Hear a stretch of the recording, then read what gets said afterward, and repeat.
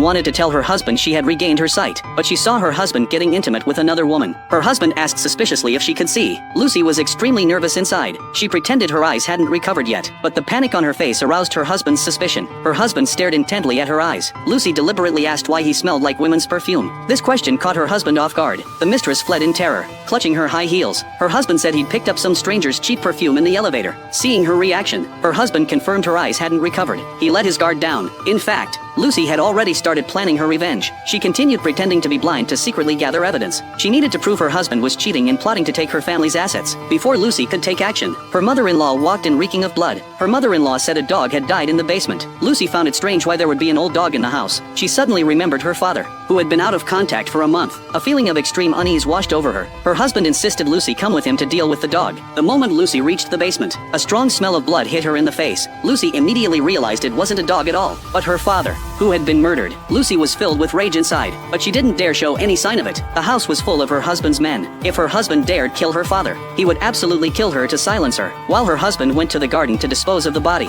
Lucy ran back to her room. She dialed Laura's number with trembling hands. Her husband suddenly appeared behind her. Lucy immediately suppressed the fear on her face. She deliberately said loudly to Laura that she wanted to buy a gift for her mother-in-law. Her husband observed for a moment. He slowly took the phone from her hand, then exchanged a glance with his mistress, and left the room with an excuse. Lucy saw all of this. The next day, Laura came to the house with gold jewelry, but her husband stayed right beside them. Lucy had no chance to speak with Laura alone. She took a risk and wrote a distress signal in Laura's palm. Laura immediately understood what she meant. She deliberately complained that David wouldn't cut fruit for her, successfully getting David out of the way. Laura quickly pulled out her phone to call the police, only to discover her phone had no signal at all. Her husband had already arranged for his men to jam the signal. Laura didn't give up. She claimed she needed to take a client call and went outside to find a signal. This move immediately aroused David's suspicion. David showed no reaction on the surface. He quietly called over one of his men and whispered a few words in his ear. Laura walked back into the room, in order to leave and call the police. She claimed she had work and couldn't stay for dinner. Laura's determined look gave Lucy hope, but the moment Laura left the house, she was stopped by David's men. To further test Lucy,